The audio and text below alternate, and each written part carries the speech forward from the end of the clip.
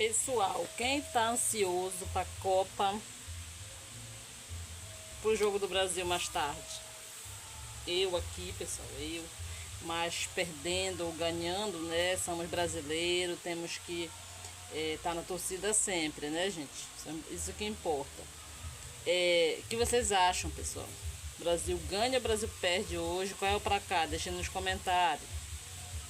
Vamos aí, eu acho que ele vai empatar ou perder, gente, não sei.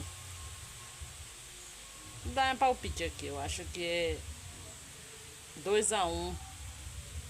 2-1, mas ele perdendo, eu acho, né? Vamos que vamos aí.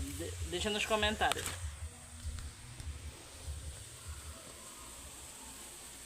Olha como tá pra cá. A tarde desse sábado. Safira, ó, dormindo aqui. Dormindo.